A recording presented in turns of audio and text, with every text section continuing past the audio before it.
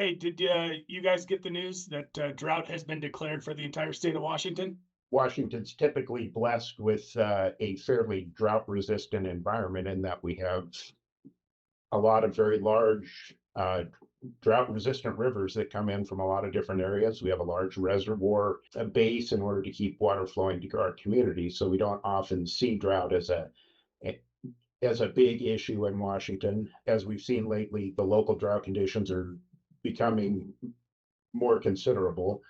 The Columbia that comes down out of Canada, which is parched right now, is actually running fairly low. And the Snake on the other end of this coming out of the Rocky Mountains is running very high very early, which means we're losing the snowpack out of the mountains too soon. Uh, As as one that doesn't like to worry, especially about things I don't have much control over, I would say I saw some reason of concern due to a very inconsistent, I would say, ski season this year. Trying to avoid rocks and piles of dirt well deep into the season where we normally have great coverage, and then watching it disappear quickly on closing day, trying to make the most out of that season. It gave me a little bit of a reason for concern. And then I'm guessing, Chris, that you must have read that article last week too about drought conditions.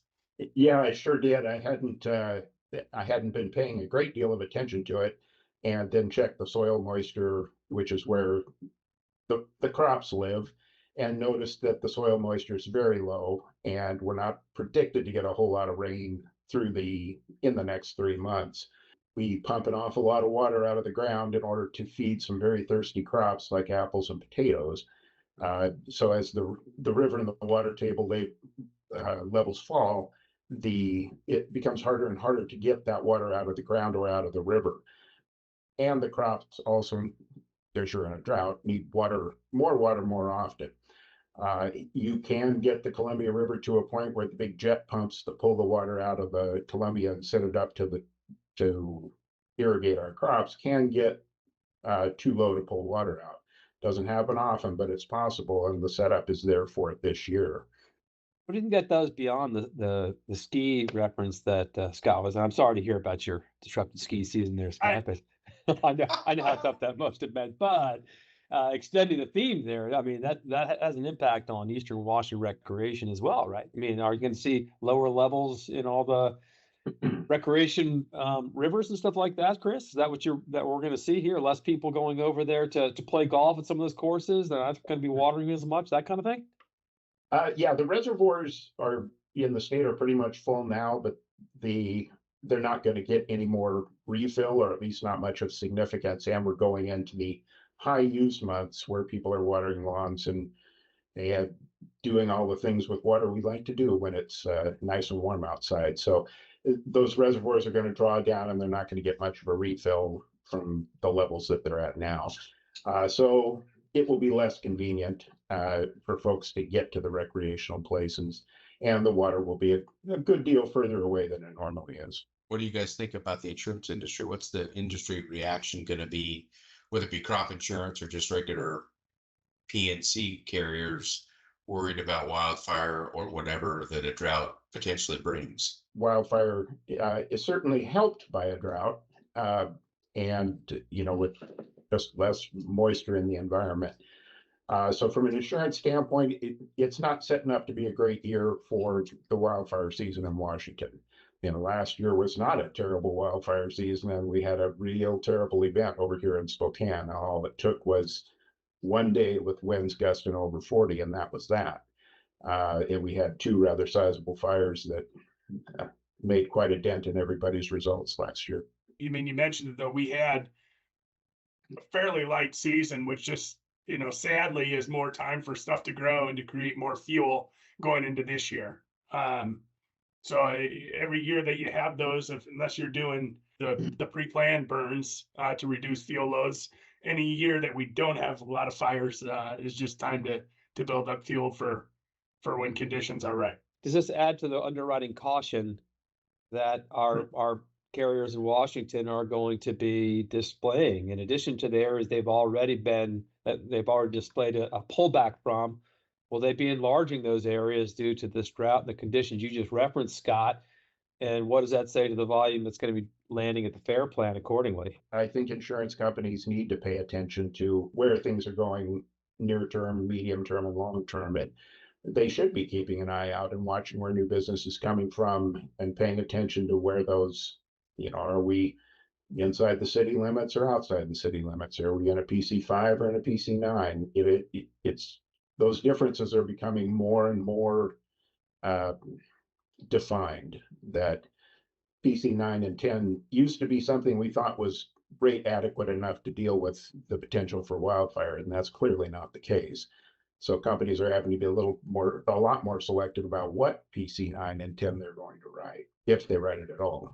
Does this increase moratoriums? Does it increase the width and breadth of people saying in these zip codes we don't want to play anymore? And I guess a lot of that depends on how often companies rescore their wildfire models and new inputs into the wildfire model, because drought is one of those, factors we use when we do wildfire scoring.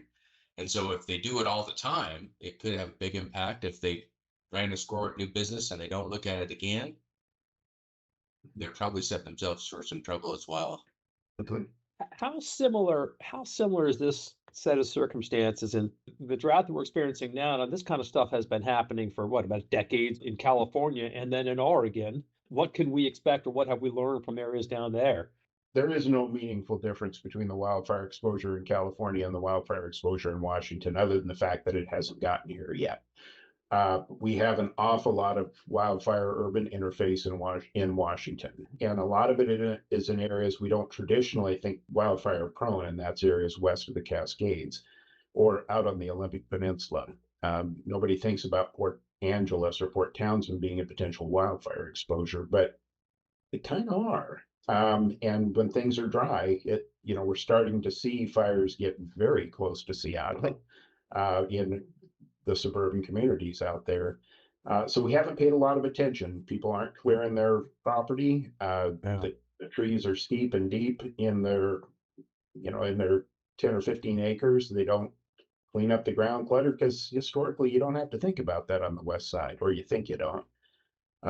But a couple of dry seasons and you're just as prone to it over there. All you need is some wind and an ignition source, and oof. You touch on a really good point, Chris. That defensible space away from structures. I mean, all you read about these days is the ability to monitor on an individual structure basis, the insurer's ability to take pictures and and see just how well you're doing. So it could be one of the scenarios where you're going to be rewarded if you're looking good and you're doing what you should, and you're going to be punished for the opposite. Yeah, and that's really the one thing an individual can do to protect themselves against wildfire is harden the property. There are plenty of articles online that tell you what to do and how to do it, and it makes an awful lot of difference. It isn't, when these big fires come through California, they don't usually take out everybody. They take out houses here and there that have a lot of places for fire to get established. For places that have cleaned up the ground clutter, have a roof that's not going to catch fire, have tight screened their attic vents, and have kept the trees and shrubs away from the house, fire is going right by. It is possible to survive it. Now, if you're in the middle of a big crown fire that's coming through, that's the end of the game. But in a standard run-of-the-mill forest fire that is just hopping and jumping like they do, if you don't give it a place to get established, then you're very likely to survive. I liked your question, Joe. Chris answered from the insurance or underwriting piece of it, but it kind of made me think of what things I, as an individual citizen, can do to help, during a drought season. And that, it's very, very simple stuff. Turning off the water while you're washing your hands or while you're brushing your teeth. Just don't leave it running.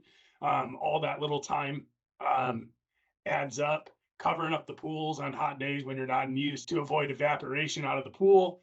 Making sure if you do have drip systems or sprinklers that you're running, run them early in the morning so you're not wasting water from the heat of the day, or on windy days, you're not blowing it onto the sidewalk. No one needs to water any pavement. Again, it's all reasonable stuff. It's all simple stuff to do. A little bit of prep work, and just those little steps can make a big difference before you have to do any big draconian action from federal government, right? To step in. It's like, hey, if we do this simple stuff that makes sense, all of us together can make a big difference. My wife grew up in it and taught me those good habits. And I'm pretty tough to teach, so they must be easy because I learned them and still remember them. So, what's the verdict on your skis? Are you gonna need new ones or not as a result of the weather? Since we kicked it off that way. Let us know anyway. Yeah, no, I did. They're gonna. I think I might be able to save them, but there is a pretty good gash that I took from either a treetop or a rock somewhere on one of those late days.